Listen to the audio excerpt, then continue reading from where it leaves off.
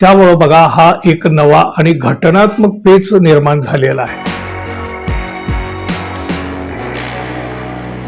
मित्र हो, राज्याचे उपमुख्यमंत्री अजित पवार यांच्या अपघाती निधनानंतर अत्यंत घाईघाईने सुनेत्र पवार यांना उपमुख्यमंत्रीपदी बसवलं. अगदी युद्ध पातळीवर धावपळ करून शपथविधी सुद्धा उरकला. दुखवटेच्या काळात सुद्धा घडवून आणलेल्या या सगळ्या घडामोडीवर प्रचंड टीका झालेली आहे. महाराष्ट्रात टीका झालेली आहे, टीका होत ही आहे आणि यापुढे देखील ही टीका कायम चालू राहणार आहे. महायुतीतल्या शिंदे गटाला सुद्धा ही घाई नाही पटलेली. त्यांनी तशी काही नेत्यांनी त्याबाबत स्पष्टपणे नाराजी सुद्धा व्यक्त केलेली आहे. सामान्य माणसाने सुद्धा या घिसाडघाईची निंदा केली. हो, माणसाच्या जीवापेक्षा राजकारण श्रेष्ठ ठरलं याची प्रचिती या सगळ्या घटनातून आली. महाराष्ट्रानं ती अनुभवली. म्हणजे बघा, 28 जानेवारीला अजितदादाचं दुःखद निधन झालं आणि 31 जानेवारीला सुनेत्रा पवार यांचा शपथविधीचा सोहळा झाला. साहजिकच त्यामुळे प्रचंड टीका होत आहे. आणि पण आता बघा, शपथविधी हा जो झाला तोच मुळात बेकायदेशीर असल्याचा एक मोठा मुद्दा समोर आला. राज्यपालांनी सुनेत्रा पवार यांना पद आणि गोपनीयतेची शपथ दिली. या शपथविधीच्या सोहळ्याला मुख्यमंत्री देवेंद्र फडणवीस, उपमुख्यमंत्री एकनाथ शिंदे, इतर काही नेते, राष्ट्रवादीचे पदाधिकारी हे सगळे उपस्थित होते. तसं पाहिलं तर हा काही आनंदाचा सोहळा नव्हता.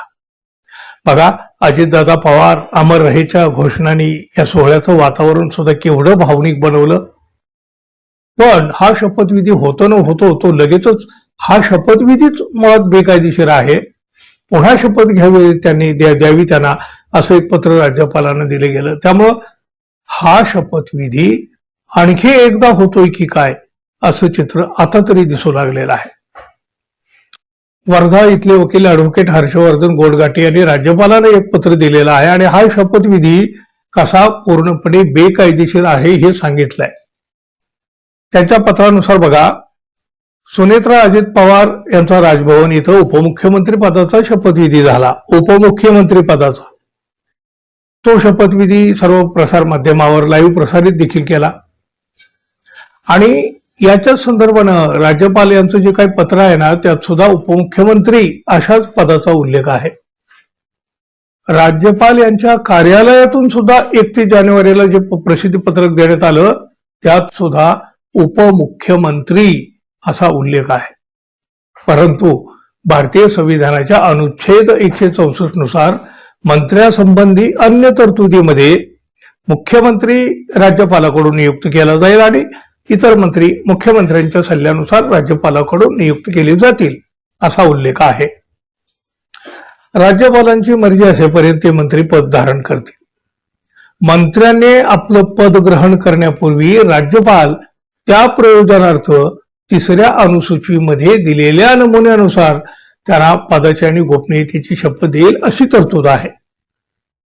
भारतीय संविधानाच्या 3ऱ्या अनुसूचीत राज्याच्या मंत्र्याकरिता पदाच्या शपथेचा सुद्धा एक नमुना दिलेला आहे. त्यानुसार शपथ घेतली जाते. महाराष्ट्राचे राज्यपाल यांनी सुनेत्रा अजित पवार यांना दिलेल्या शपथविधीमध्ये सुनेत्रा अजित पवार यांनी उपमुख्यमंत्री पदाची शपथ घेत असल्याचं 2दा म्हटलंय, जे की असंवैधानिक आणि भारतीय संविधानाच्या विरोधात आहे. भारतीय संविधानामध्ये कुठंही उपमुख्यमंत्री या पदाची तरतूदच नाही. त्यामुळं सुनेत्रा पवार यांनी उपमुख्यमंत्री पदाची घेतलेली शपथ आपोआपच बेकायदेशीर ठरते. म्हणून भारतीय संविधानाच्या 3 अनुसूचित राज्याच्या मंत्र्याकरिता पदाच्या शपथेचा नमुना जो दिलेला आहे त्यानुसारच सुनेत्रा अजित पवार यांना रितसर शपथ देऊन त्यांच्याकडे मुख्यमंत्र्यांनी दिलेल्या खात्याची जबाबदारी द्यावी. अन्यथा महाराष्ट्रासारख्या राज्यात ज्यांच्यावर भारतीय संविधानाच्या रक्षणाची जबाबदारी आहे त्यांच्याकडूनच खुलेआम भारतीय संविधानाचं उल्लंघन होत आहे असा संदेश जाईल असं त्यांनी या पत्रामध्ये म्हटलंय. त्यामुळं बघा, हा एक नवा आणि घटनात्मक पेच निर्माण झालेला आहे. वास्तविक पाहता उपमुख्यमंत्री पद हे घटनाबाह्य आहे, एक राजकीय सोय म्हणूनच हे पद निर्माण केलेलं आहे. बाकी त्याला काही फारसं विशेष त्यामध्ये नाही.